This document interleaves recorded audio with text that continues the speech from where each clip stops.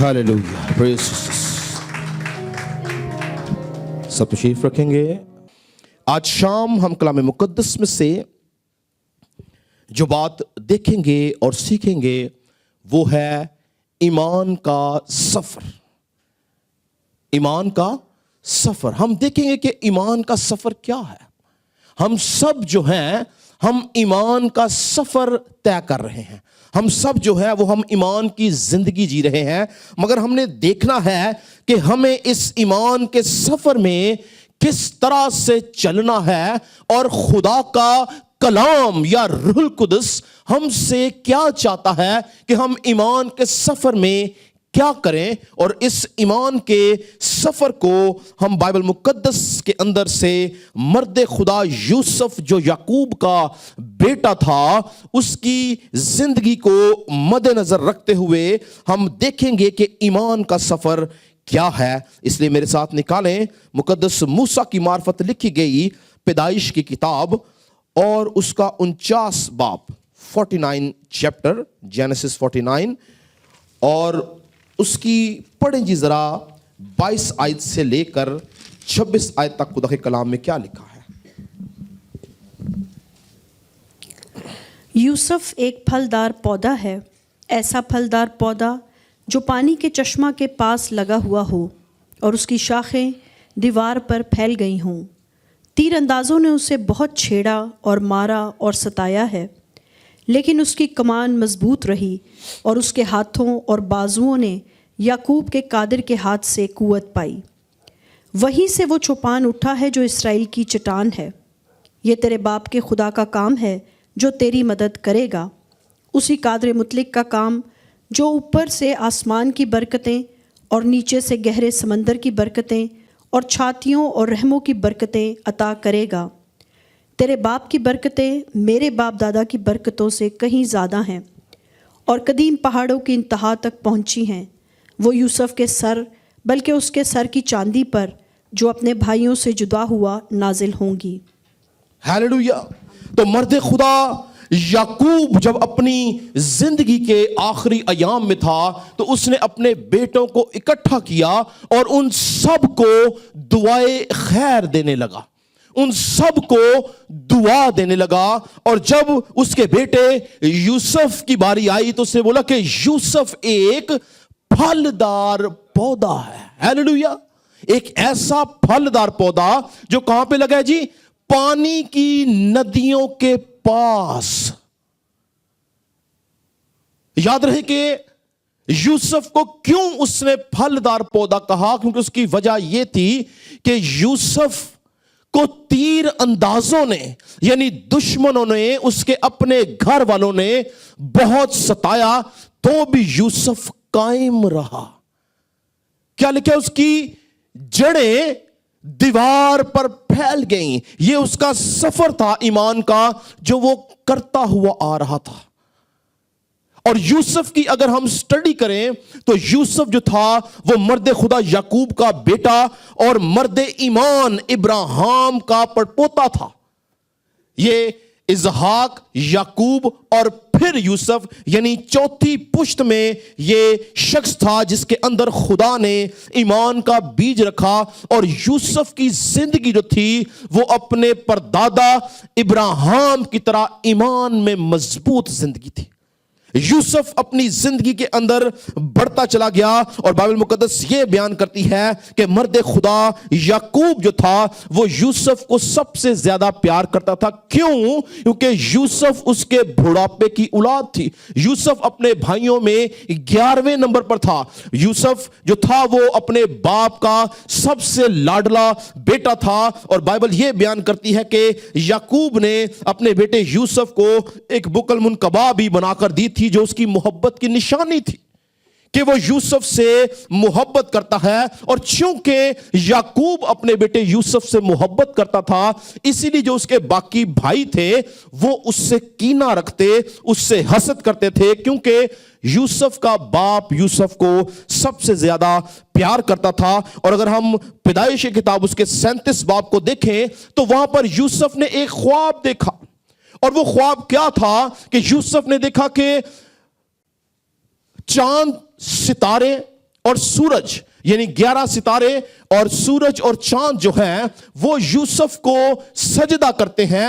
اس سے پہلے اس نے ایک خواب دیکھا جس میں بہت سے پولے اٹھتے ہیں اور یوسف کو سجدہ کرتے ہیں. اور جب یہ خواب یوسف نے اپنے خاندان کو بتایا تو لکھا ہے کہ یعقوب جو اس کا باپ تھا اس نے اس کو ڈانٹا کہ کیا میں اور تیری ماں بھی تجھے سجدہ کریں گے؟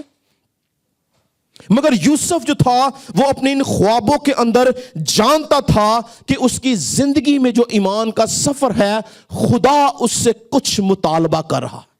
خدا نے یوسف کو بتانا شروع کیا, خدا نے یوسف کو سمجھانا شروع کیا کہ اس کی زندگی کے اندر خدا کوئی منصوبہ رکھتا ہے. اور جیسے ہی یوسف نے خواب دیکھنا شروع کیا یا خواب دیکھا اور اس خواب کو بتایا تو وہاں سے اس کی زندگی میں مشکلات کا آغاز ہوا.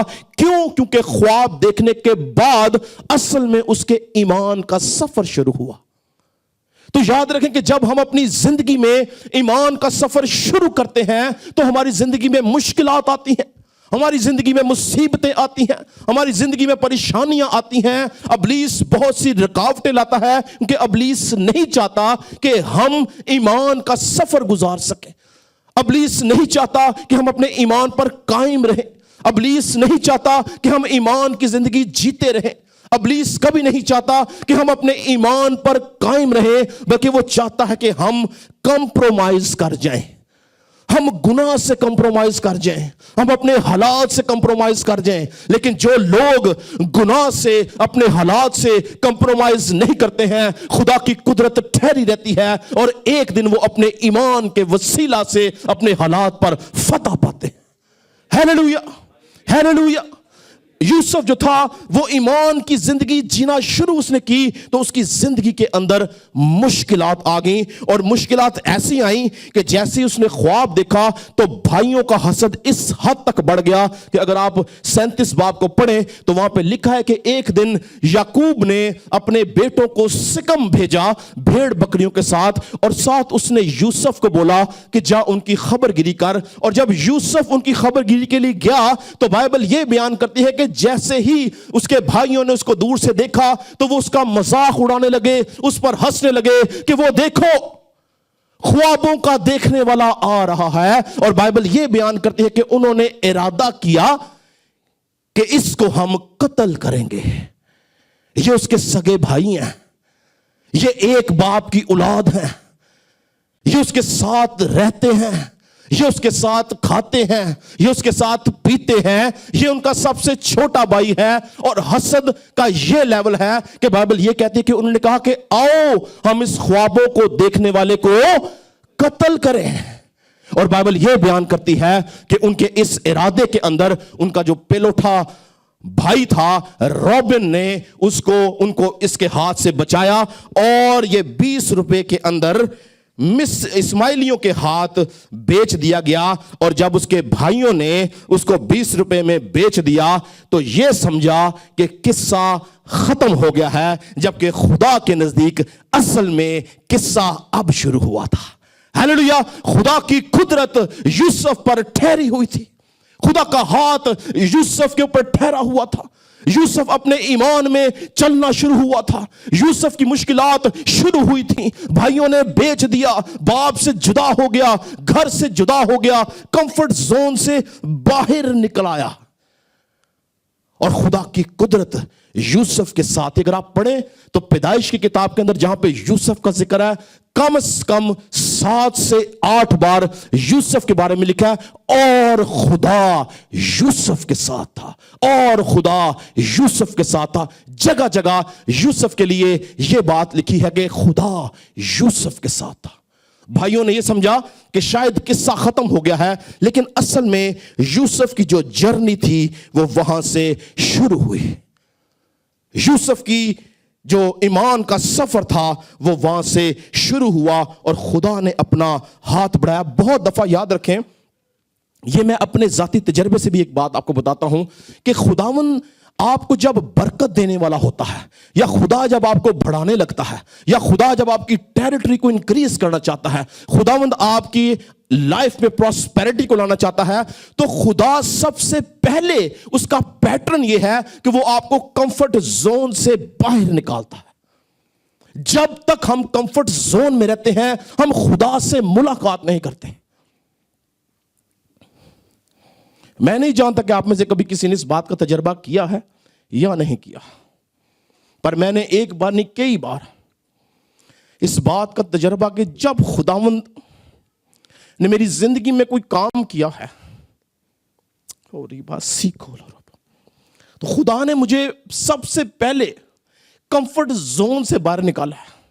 یعنی ہم کبھی کبھی بڑے ریلیکس ہوتے ہیں, وہ سب کچھ ٹھیک چل رہا ہے, فیملی بھی ٹھیک چل رہی ہے, فائنانسز بھی ٹھیک چل رہے ہیں, چرچ بھی ٹھیک چل رہا ہے, کالج بھی ٹھیک چل رہا ہے, خاندان بھی. جب سب کچھ ٹھیک ہے سمجھے گڑبڑ ہے. یہ میرا ذاتی تجربہ ہے اس بات کا. لیکن جب آپ کی زندگی کے اندر مشکلات ہیں تب یاد رکھیں کہ خداوند کچھ نیا کر رہا ہے. Hallelujah, hallelujah. خداوند ہمیں کمفرٹ زون سے باہر, خدا نے ابراہیم کو اس کے کمفرٹ زون سے باہر نکالا.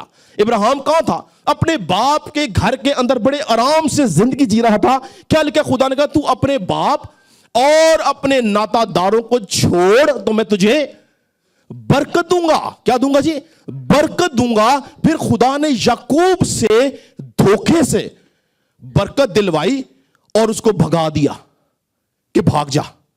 کیوں؟ کمفرٹ زون سے باہر نکالا. خدا نے یوسف کے ساتھ بھی کیا کیا؟ اس کے بھائیوں سے حسد کروا کے اس کو کمفرٹ زون سے باہر نکالا. کیونکہ بھائی تو اس کا تمسخر اڑاتے تھے, مگر خدا یوسف کو آنے والے 13 سالوں میں ملک مصر کا حاکم دیکھتا تھا. Hallelujah, hallelujah. تو یاد رکھیں جب ہم کمفرٹ زون میں رہیں گے خداوند کمفرٹ زون میں بات نہیں کرتا. یہ میں نہیں کہتا, یہ بائبل مقدس کہتی ہے. اور بہت بڑے بڑے میں نے پریچر سے یہ بات سنی اور سمجھی کہ خداوند کمفرٹ زون میں کبھی بات نہیں کرتا. خداوند ٹوٹے حالات میں بات کرتا ہے. خداوند مشکلات میں ظاہر ہوتا ہے. کیا لکھا ہے کہ خداوند سیلابوں میں تخت نشین ہوتا ہے, وہ طوفانوں میں تخت نشین ہوتا ہے. جب آپ کی زندگی کے اندر کمفرٹ زون ہے تو آپ سے خدا بات نہیں کرے گا. یوسف میں سمجھتا ہوں اپنے باپ کا سب سے لاڈلا بیٹا تھا, اور چھوٹے بچوں کو ویسے ہی گھر میں بڑا پیار ملتا ہے. ایسے ہی ہے نا, چھوٹے بچوں کی ضد بھی پوری کی جاتی ہے, چھوٹے بچوں کو کمفرٹ زون میں رکھا جاتا ہے. کیوں؟ کیونکہ وہ لاڈلے ہوتے ہیں, چھوٹے ہوتے ہیں. مگر یاد رکھیں کہ جو لاڈلے اور چھوٹے ہوتے ہیں خدا انہی کو چن کے اپنی قدرت کے لیے استعمال کرتا ہے. یعقوب چھوٹا تھا, یوسف چھوٹا تھا, داؤد چھوٹا تھا. خدا نے ان تمام چھوٹوں کو لیا اور اپنے جلال کے لیے استعمال کیا. قصہ مختصر یہ کہ یہاں پر خدا نے مرد خدا یوسف کو اس کمفرٹ زون سے جب باہر نکالا تو اصل میں یوسف کی زندگی کے اندر مشکلات آئیں, مخالفتیں آئیں, جدائیاں آئیں, پریشانیاں آئیں, اپنے باپ کے گھر سے نکل گیا. لیکن اصل میں اس کا خواب دیکھنا اور باپ کے گھر سے نکلنا اس کے ایمان کے سفر کا آغاز تھا. اگر وہ اپنے باپ کے گھر میں ہوتا تو کبھی اس کا کنیکشن خدا سے ڈیولپ نہ ہوتا, کبھی وہ ایمان کے سفر کو نہ سمجھتا.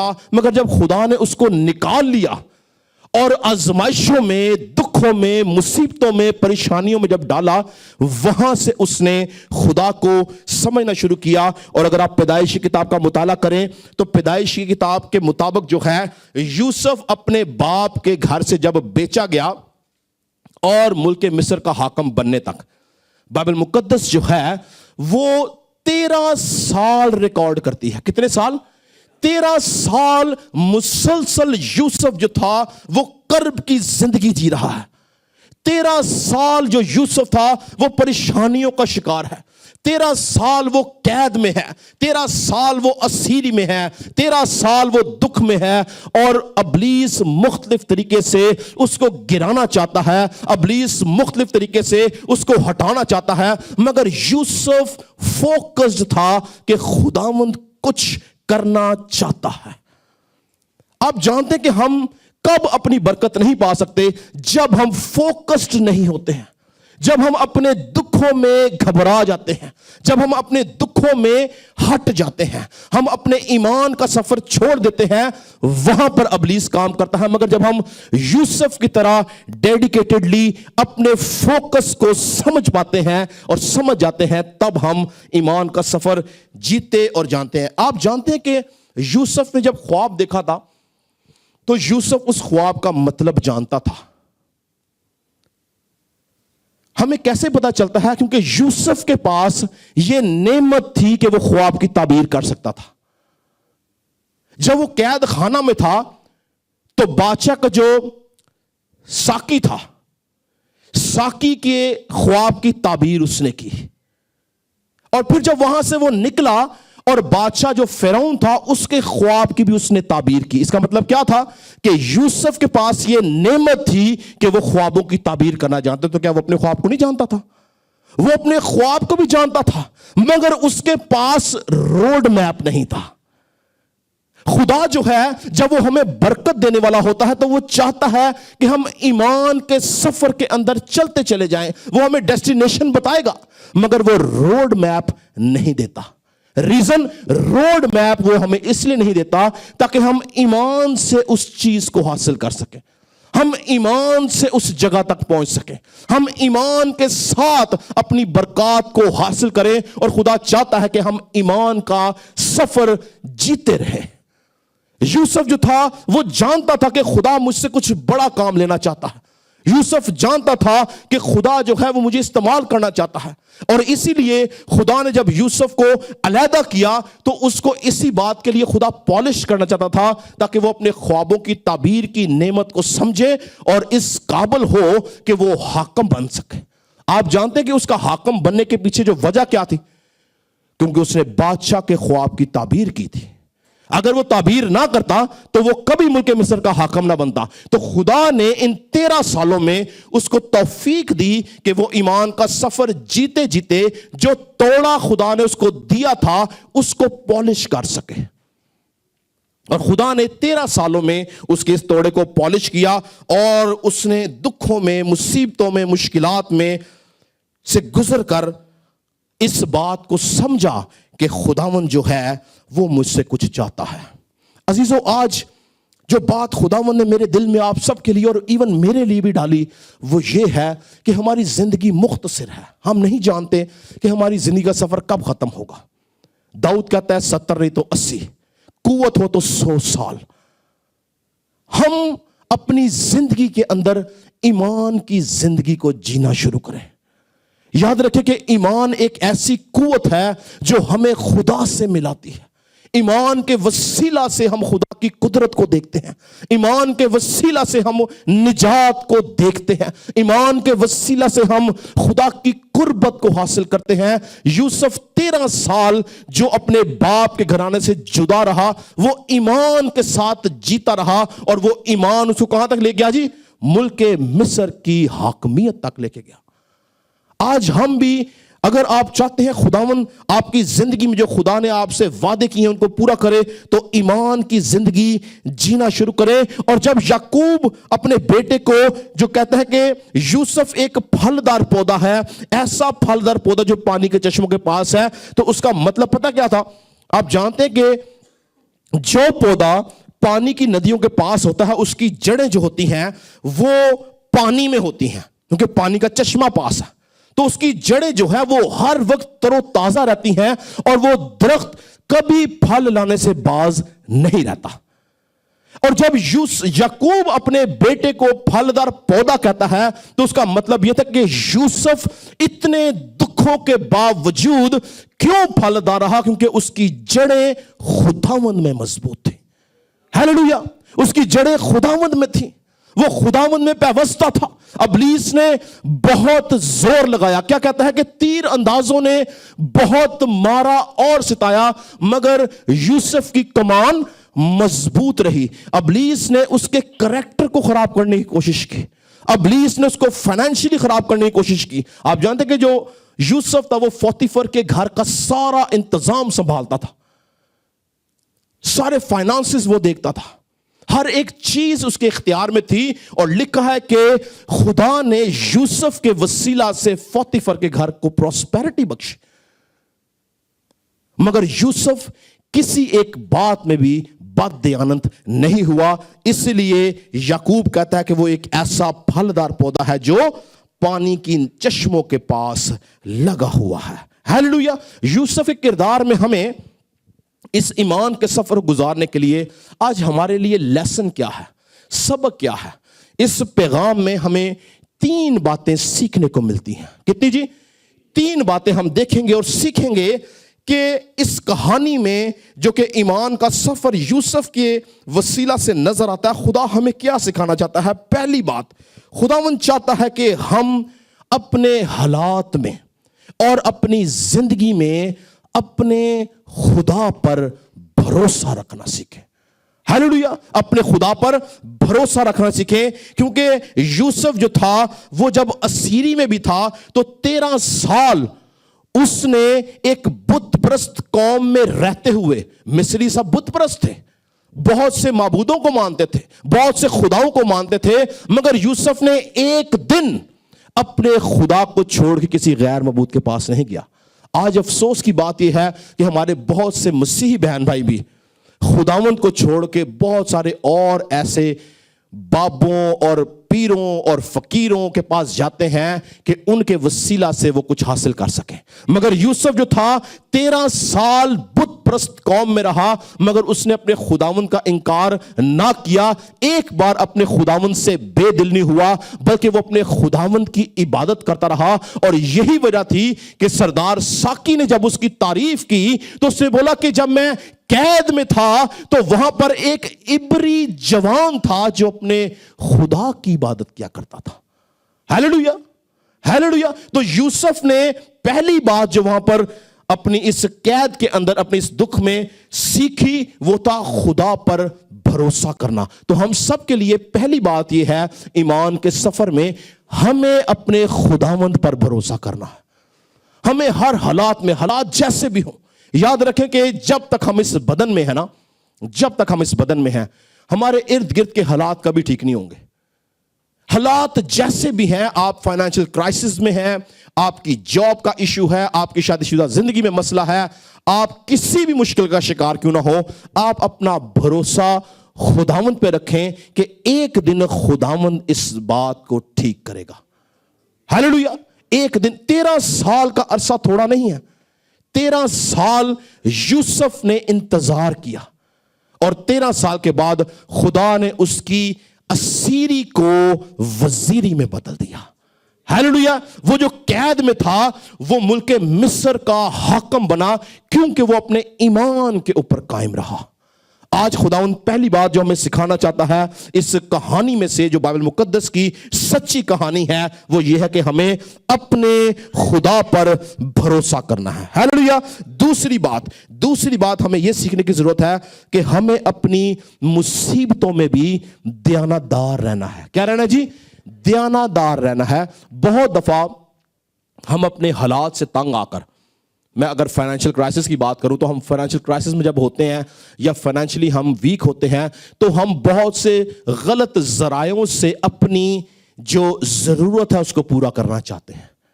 مگر ہم اگر یوسف کو دیکھیں تو یوسف جو تھا وہ اپنے تمام برے حالات میں بھی دیانتدار رہا.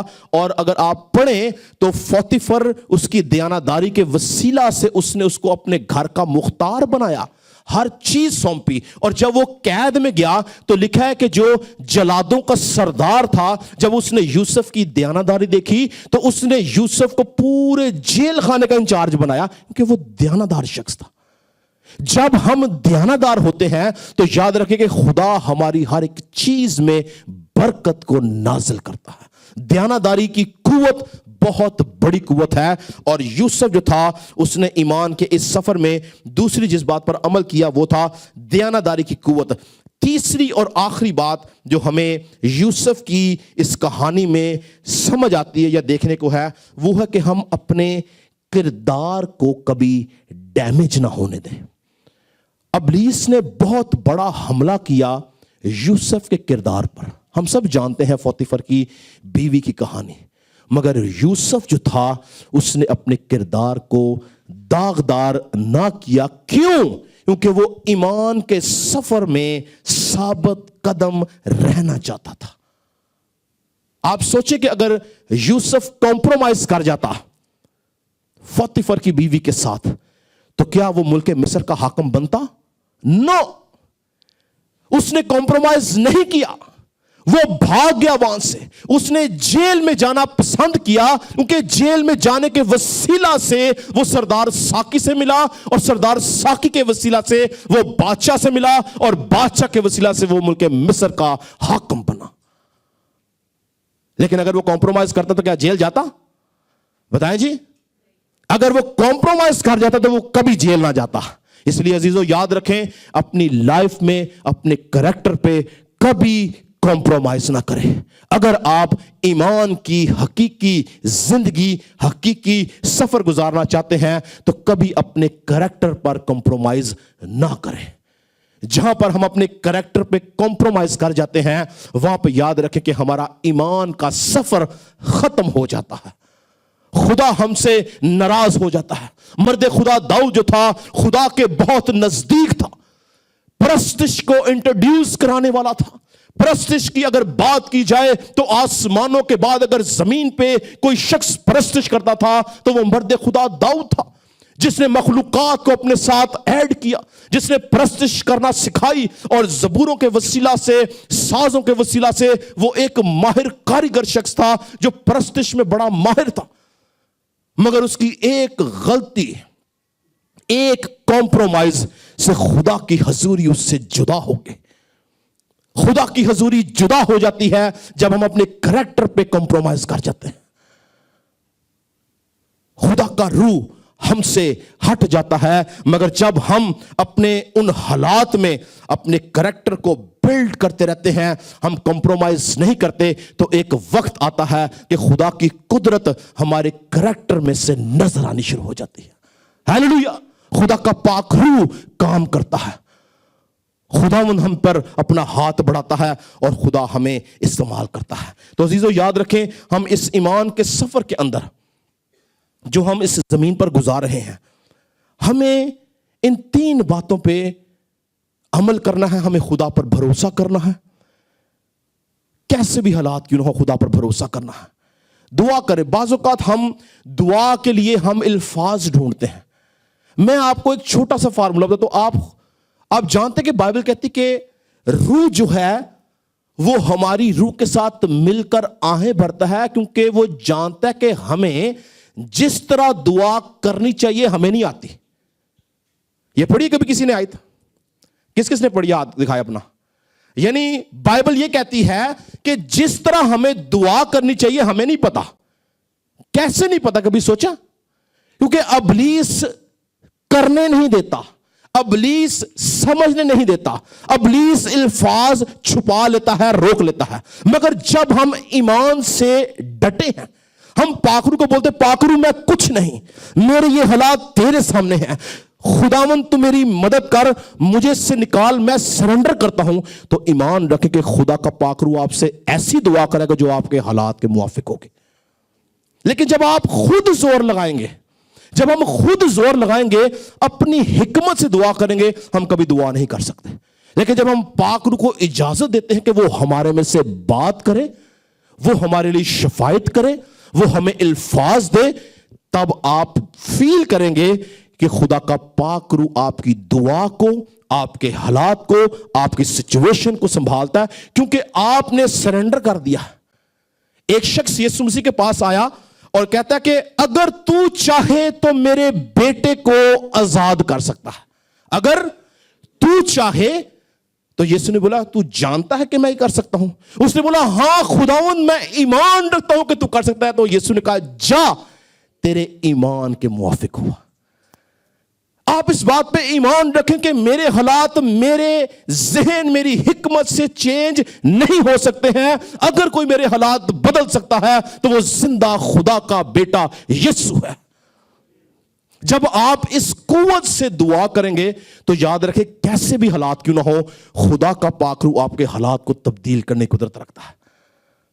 आजमा कर देखें, आजमा कर देखें, अपनी हिकमत को छोड़ें और रूह कुदस की ताबेदारी में दुआ करनी शुरू करें। बोले खुदाउन मैं कुछ नहीं, मेरे रिसोर्सेस कुछ नहीं, मेरी हिकमत कुछ नहीं, मेरा पैसा कुछ नहीं, तू सब कुछ है। खुदाउन मेरे हालात को तू कंट्रोल कर। 13 साल का अरसा यूसुफ ने गुजारा था। हमसे 13 दिन कभी कभी नहीं गुजरते, हम बड़े बेदिल हो जाते हैं। 13 साल यूसुफ ईमान का सफर जीता रहा और 13 साल के बाद खुदा ने उसकी असीरी को माकूफ करके उसको बरकत दी। हम कभी कभी बेदिल हो जाते हैं, हम कभी कभी परेशान हो जाते हैं, हम अपने हालात से तंग आ जाते हैं। और बहुत दफा मैं कई लोगों से मिलता हूं, ऑफ कोर्स लोग दुआ के लिए मुझे बोलते हैं, तो अक्सर लोग मुझे कहते हैं मैं पैसा पर तंग आ गया दुआ कर करके। अरे आप किस तरह तंग आ सकते हैं? आप कौन है जो अपने हालात को तब्दील कर सकते हैं? आपके पास चलती सांसें खुदावंद की रहमत है, आपकी जिंदगी खुदावंद की रहमत है।